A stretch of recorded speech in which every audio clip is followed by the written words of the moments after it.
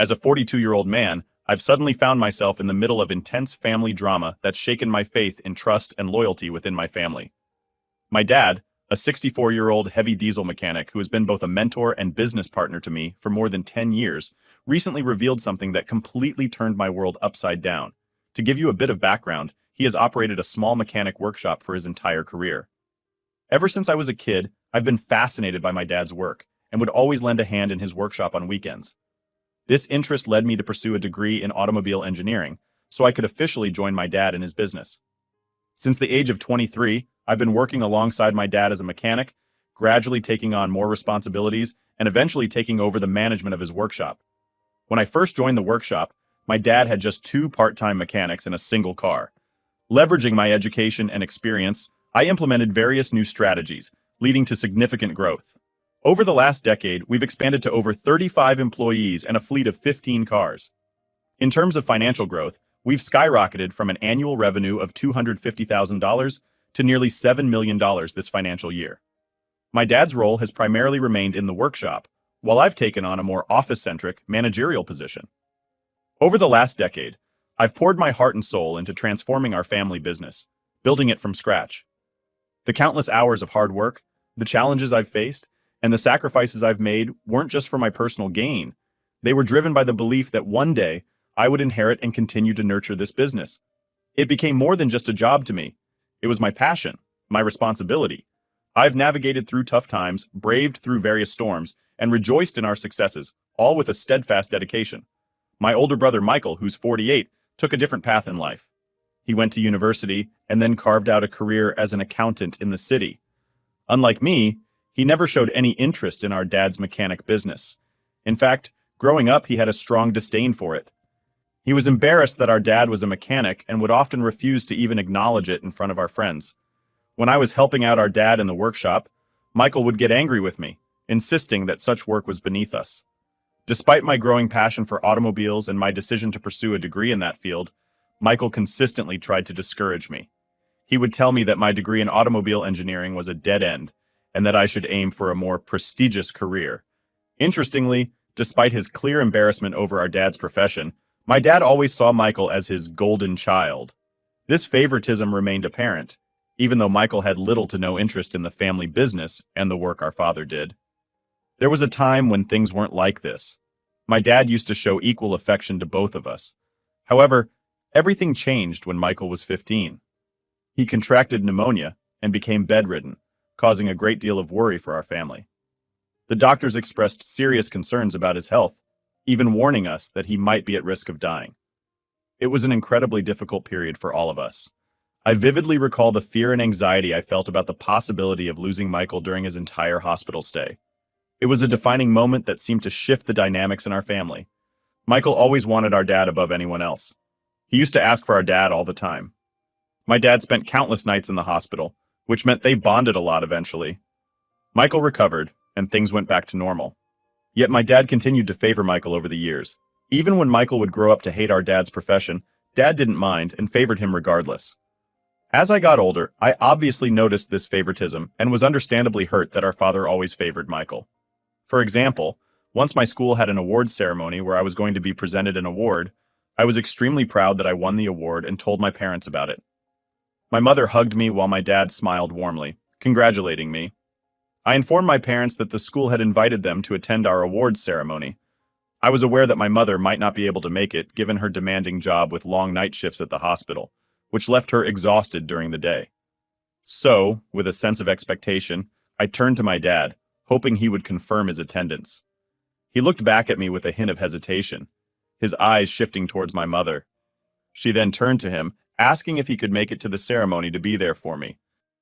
My dad then cleared his throat and said that he had plans to play basketball with Michael. My mother looked at him angrily and told him that playing basketball with Michael wasn't important, and he could take Michael with him to attend my awards ceremony instead. My dad nodded, begrudgingly in agreement. The night before the event, my mother reminded my dad during dinner to make sure he showed up at my awards ceremony. Michael, who was sitting at the dinner table, asked my dad if he was canceling on him for that basketball practice. My dad explained to him that they could always play basketball the next week. Michael immediately started expressing his discontentment, saying how he was looking forward to having father-son time and didn't want to waste his time for my ceremony. My mom fired back at him, scolding my big brother for lacking empathy and support, considering I had just clinched an award. She even went as far as demanding that our dad pull himself together for once and be there for me. On the big day, I had to desperately remind my dad once more as I headed to school, hoping he wouldn't let me down again. He told me not to worry about it, and that he would be there during my award ceremony. I looked around for my dad everywhere, but I couldn't find him. My name was eventually called up, and I had to go up to the stage to collect my award.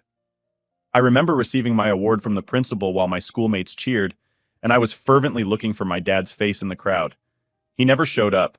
I sent my mother a message saying that my dad never showed up.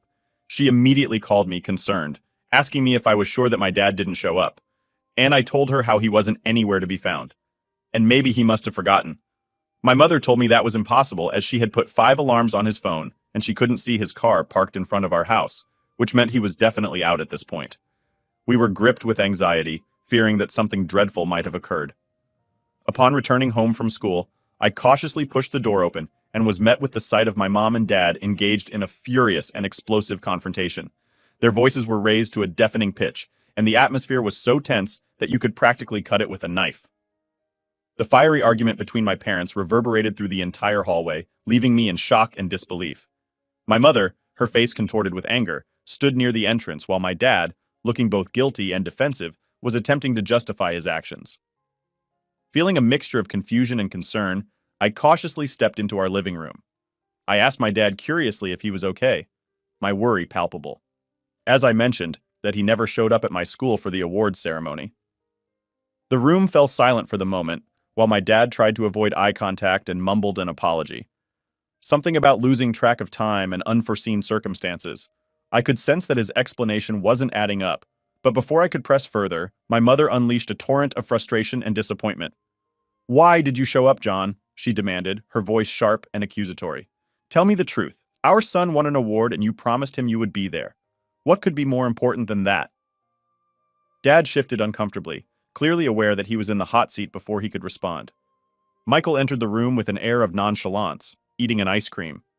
My mother turned her ire towards Michael, her eyes narrowing in disbelief and anger. "Michael, what on earth were you and your dad thinking? Where were you guys when your brother needed you the most on his big day?" Michael responded with an indifferent shrug, casually mentioning that he had a sudden craving for ice cream and had convinced our dad to take him to the ice cream shop first. As if that weren't bad enough, they then proceeded to my school, only to find out that they had missed the entire awards ceremony, and so they simply drove back home, leaving me high and dry. My mother's face turned from anger to incredulity as she processed this absurd excuse. "You skipped your brother's awards ceremony for ice cream!" she exclaimed, her voice rising incredulously. "You and your father missed his big moment because you wanted ice cream." Amidst the escalating tension, my dad, instead of apologizing and admitting his mistake, tried to defend Michael and justify his actions, stammering out an explanation that only added fuel to the fire. "Look, it's not a big deal," he began, attempting to downplay the significance of my awards ceremony. "It's just an award ceremony, and there will be more in the future. Michael wanted an ice cream, and I thought we could just grab a quick one. I didn't think it was such a big deal." His words hit me like a punch to the gut. I couldn't wrap my head around it. The man I had counted on, my own father, was downplaying the importance of my accomplishment. The way he casually dismissed the moment I had been eagerly anticipating, his words lingering in the air, left me utterly speechless. What had begun as sheer disbelief now evolved into a powerful blend of anger and sorrow, a potent cocktail of frustration and sadness coursing through me. A lump formed in my throat, and I felt the sting of unshed tears. My achievement, the recognition for my hard work and dedication, was being swept aside as inconsequential. But that moment I realized that it wasn't just about missing the ceremony. It was about the lack of understanding, the absence of support, and the crushing feeling that my accomplishments were not valued by those I held closest. I gazed at my dad, the very person I had counted on for support, my eyes reflecting a turbulent mix of disbelief and betrayal. The deep disappointment that had taken hold of my heart was vividly mirrored in my expression. Meanwhile, my mother did not hold back, voicing her own disappointment and berating them both for choosing an impulsive ice cream craving over a monumental achievement in my life. Their heated argument raged on, adding to the chaos of the moment. I continued to feel a sense of betrayal and hurt, feeling a heavy weight on my chest and a lump in my throat. I mustered a weak smile and told my dad, "It's okay, Dad. Don't worry about it." The words tasted bitter on my tongue, forced out to mask the deep emotions swirling within me. I didn't want to escalate the argument or add more strain to the already tense atmosphere. As I made my way back to my room, the facade I had carefully crafted for my dad disintegrated. With the door firmly shut behind me, I finally let go. Tears that I had struggled to hold back in front of my parents now flowed freely down my face. The sheer weight of disappointment, the sting of betrayal, and the deep sense of being let down all crashed over me like a tidal wave, leaving me utterly overwhelmed. My mom, seeing me upset, came into my room to comfort me. She sat beside me, putting her arm around my shoulder. She didn't say much, just let me cry and vent my feelings. Her presence was reassuring, and I felt a bit better knowing she was there for me. After a while, she spoke gently. "I know it hurts, sweetheart. Your dad messed up, and I'm sorry you had to go through this. Sometimes people make mistakes, but it doesn't take away from your achievement. You worked hard for that award, and nothing can change that." Her words were like a warm hug for my soul, and I began to feel a little lighter. She stayed with me until I calmed down, assuring me that despite the disappointment, I was still valued and loved. There have been countless times when my dad's blatant favoritism towards Michael over me has been painfully evident. My mother has confronted him about this issue on numerous occasions. Each time, my dad appears to genuinely listen and makes an effort to be more present in my life, but it's always short-lived, and he ultimately reverts to being super dad to Michael. It's a recurring pattern that I've observed throughout my entire life. Despite these moments of partiality, I have always tried hard to win my dad's approval. I have a genuine interest in his work, and in particular developed a deep love for cars, partly because it seemed like something he valued, even though it often felt like a one-sided effort. I kept hoping that my efforts would eventually make a difference and earn me the recognition and approval I craved from my dad. Last year, my dad filed for divorce with my mother, citing irreconcilable differences, marking the beginning of a challenging chapter in our family's life. I knew for a few years that the arguments between my mother and my dad had become worse and worse, but I'd never imagined that they would be divorcing. It was a difficult time for us as a family. Over the past few months, my dad has been involved with several younger women. About 5 months ago, he summoned me and Michael for what he claimed was an important dinner. As we sat down at the table, the air in the room grew heavy with tension, and a knot formed in my stomach as I braced myself for the unexpected news my dad was about to deliver. With a solemn expression, he finally broke the silence and began to speak. "I have something important to share with you both. Olivia and I got married." He looked at us as if expecting us to be overjoyed, or at least accepting of his decision. Michael and I exchanged stunned glances. Olivia, his latest girlfriend, was only 30 years old, just a few years younger than me. The shock on our faces must have been evident. But my dad continued, seemingly oblivious to our surprise. He went on to explain how he had found love again, and how Olivia brought joy and excitement into his life. I couldn't believe that my dad had decided to get married without even inviting us to his wedding or discussing it with us. My dad didn't just stop with that announcement, and went on to say how proud he was of the business he had created and grown over the years. He said how he's been thinking lately about the succession plan of his business. I waited with bated breath for him to share his plans. My dad turned to look at me and told me that he had thought long and hard about this, and decided that since I wasn't married yet and had no children of my own, I should forget about inheriting the family business from him. I stared at him, utterly perplexed, as he continued to reveal his decision to pass the entire business to Michael. Waves of shock and disbelief crashed over me, and I struggled to come to terms with the immense sense of betrayal that had suddenly consumed me. It felt like a devastating blow to the core, causing the trust I had in my father to disintegrate before my eyes. A storm of anger and betrayal surged within me as my dad dropped this bombshell. My entire world, built over a decade of hard work and dedication, was crumbling before my eyes. I stared at him, my jaw tight, unable to comprehend the magnitude of his decision. "Why?" I finally managed to utter the words, seething with a mix of anger and hurt. "I dedicated my life to this business. I built it with you. How can you just hand it over to Michael?" Dad, seemingly unfazed by the storm he had unleashed, explained his reasoning. "Michael has a family, a wife, and kids. He needs the financial stability, and I believe he can take the business to new heights." His words hung in the air, and I felt the weight of his favoritism crashing down on me once again. I struggled to keep my composure, my hands clenched into fists. This isn't fair. I've given everything to this business. I've worked alongside you and dedicated my time and energy. And now you're just going to cast me aside because Michael has a family. What about my future? My dreams? His response was callous. You can continue to remain in your position and work under Michael, but the business goes to your brother. That's my final decision. Despite the surge of anger coursing through me, I managed to restrain my retort. I turned towards Michael, seeking even a glimmer of support or empathy. To my dismay, he remained silent, avoiding eye contact. The disappointment I experienced now extended beyond my father. It enveloped my brother, who had opted not to stand by my side. In that pivotal moment, I felt the crushing weight of a lifetime of favoritism pressing down on me. It wasn't just about the business. It was a culmination of years of feeling second best. The sacrifice I made, the dedication I showed, all dismissed with a casual wave, resigned. I muttered a defeated, "Fine, Dad, if that's what you want." I turned away, the bitter taste of betrayal lingering in the air. I decided to walk out of his house without fighting with him any further. I couldn't shake the feeling of abandonment, the realization that my dad continued to favor his golden child, despite how hard I had worked over him. Later, in the solitude of my home, the weight of the injustice pressed down on me. The business I considered my legacy, my life's work was slipping through my fingers. Anguish welled up, and the room blurred as tears blurred my vision. I had never experienced such profound isolation and rejection. Feeling utterly abandoned, I made the decision to reach out to my mom, desperately hoping she would comprehend the depth of my turmoil. As I recounted the entire ordeal, from my dad's blatant favoritism towards Michael, to him taking away the family business from me, and the overwhelming sense of being adrift, my mother listened with a mix of surprise and dismay. "I never imagined he would go this far."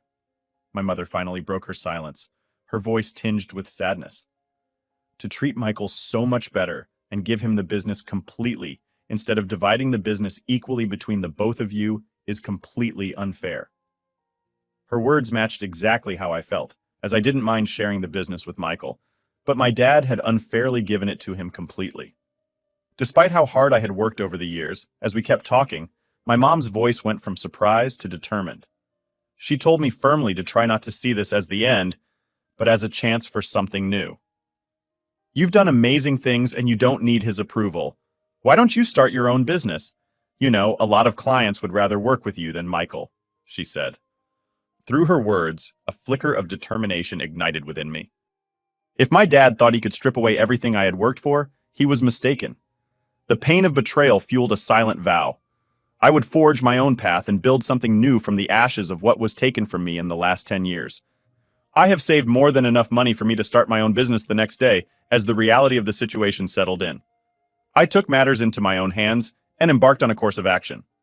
I reached out to a significant portion of our client base, particularly those I had personally brought on board over the years. These were the clients with whom I had fostered strong relationships and earned their trust. I candidly disclosed my father's intentions of handing over the entire business to my older brother and explained my decision to launch my own company as a result. The clients were as shocked as me, but surprisingly, the overall response was overwhelmingly positive. These were people who had come to admire my dedication, work ethic, and the values that I brought to the table. They assured me that they were willing to follow me to continue our successful partnership under a new banner. The news of my departure from the family business spread throughout the industry, and some of my dad's workers even approached me, voicing their support that they wanted to work for me. It was like people were starting to understand that after my dad left the business under Michael's care, this would be a sinking ship.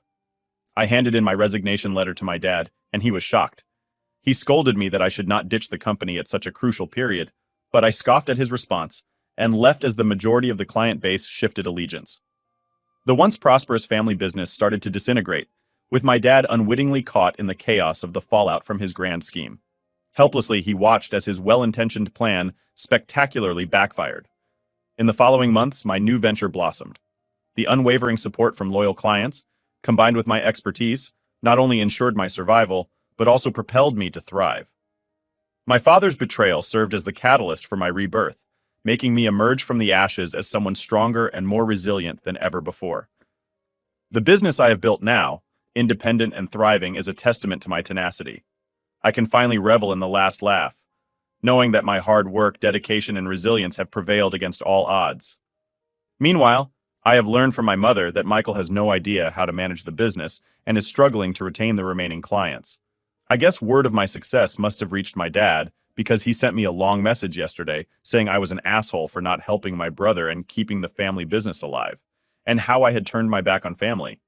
He wrote how he was facing money issues and Olivia, his new wife, threatened to divorce him because he was unable to fund her lifestyle anymore. He concluded his message by urging me to do what he perceived as the right thing, returning to the family business and retrieving all the clients I had acquired in a bid to salvage our struggling family enterprise. Update 1. I want to express my heartfelt gratitude to everyone who has provided valuable advice and offered reassurance regarding my predicament. To clear up any misconceptions, I am still baffled as to why my dad thought it was a sensible idea for Michael to assume control of the business when we all knew he had absolutely no knowledge about the inner workings of our family enterprise. Michael agreed to my father's wishes because he knew how well our business was doing and thought this would be an easy job, with me taking most of the responsibility. He had expressed previously to us that he was unhappy at his job. Hence, I am assuming that he thought I would do most of the hard work for him, while he and his family would be able to enjoy the CEO title. As for those wondering why I'm not married yet, it's simply because I've always been a bit of a loner all my life, dedicated to my work. While I do have a girlfriend for the past 1.5 years whom I love dearly, and we have discussed marriage as a future goal, we both agree that we want to take some time to grow as individuals before taking the next step. Irrespective of my marital status, I never held the expectation that my dad would hand over the entire business to me. I would have been perfectly content with a 70-30 split or even a 50-50 split with Michael, which would have been equitable, especially if I didn't have any children in the future. It was my intention that my portion of the company would eventually pass down to Michael's children, ensuring a family legacy. Anyway, there was no reason for my dad to be so mean and give the entire business to Michael. I did spend 10 years in this business, and I deserve to have a share in it. I also never forced any of the clients to choose me over my dad's business. They opted to work with me because I was always the one who would go the extra mile, ensuring their satisfaction and building lasting relationships. I never wanted Michael to fail, or our family business to be destroyed. The business failed because Michael still didn't know the ins and outs of the business, and my dad was too busy with Olivia to focus on his clients. My dad must have assumed that I would eventually give up my business and come running back to him, asking for his forgiveness when I inevitably fail. Due to my relentless dedication and effort, I not only stand resolute, but continue to prosper. It's truly disheartening to witness the gradual decline of a business I played a significant role in building. However, it's crucial to recognize that this outcome is a direct result of their own decisions and not something I ever intended. I intend to have a candid conversation with my dad next week when I have some free time to address these pressing issues. Update 2. I've finally had the long-awaited conversation with my dad. He called me over for dinner last weekend. Expecting an apology, I went to his place. I entered his place, and to my shock, saw Michael sitting there waiting for me. The atmosphere was tense, but I hoped they had called me here for a resolution. My dad took a deep breath, exchanging a glance with Michael before dropping the bombshell. He started by saying how he was sad over what had happened between us, and he regrets that our family business was now in pieces. I raised an eyebrow, bracing myself for what was to come, expecting him to say that he had changed his mind. Instead, my dad started pressuring me to return to the family business as soon as possible, claiming he would forgive and forget if I did come back. Michael joined the conversation, pinning the blame on me for the business's decline, his own challenges, and even labeling me as selfish for departing and leaving him to handle the business alone. I was left in disbelief by his accusations. Dad, you chose to entrust the entire business to Michael without considering my future at all. How can you lay this at my feet? I shot back, my frustration bubbling to the surface. Michael scoffed, adding, "The real issue is that you took the majority of the clients with you when you departed. That's the root of the problem. They followed me because of the relationships I built, not because I forced them. You were welcome to try to get them back. If you are so good with retaining clients, your remaining clients would have not left the business either," I argued, feeling the weight of their accusations. My dad sighed. "Look, I don't want to see the family business fall apart. It's my source of income, and it's how I sustain my lifestyle. Olivia has also left me because of all of this. I want to enjoy my retired life in peace instead of trying to resolve this ongoing family drama. So stop being so selfish and just come back and work for your brother." The room seemed to shrink, and the atmosphere grew oppressively heavy. It dawned on me that this was far from the apology or resolution I had hoped for. Instead, It felt like an attempt to coerce me back into a situation I had fought hard to break free from. Stunned and wounded, I rose to my feet, my anger simmering. "I'm finished with this conversation," I declared with a fiery glare at my dad. "I'll gladly watch your business go down the drain." And with that, I walked away from the toxic exchange. Ever since this conversation, I have been bombarded with texts and calls from both Michael and Dad. They've been calling me names and blaming me for everything. It's emotionally traumatizing to see how my own family wants to take advantage of my hard work, and I have blocked them for now. Update 3. It's been 6 months since my last update. I'm happy to report that my business is flourishing, and I am also planning on taking the next step with my girlfriend by proposing to her soon. She's definitely the one for me, and I can't wait to be blissfully married to her. On a less positive note, my dad faced challenges as Michael drove his business into the ground. In the end, my dad had to sell off the entire business to another company. Regrettably, he didn't reap significant benefits from the sale, and whatever he did acquire was claimed by Olivia during their divorce.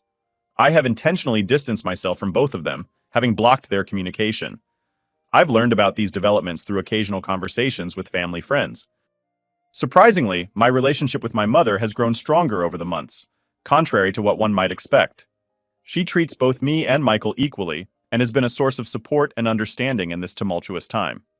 She understands my actions and is supportive of my new business.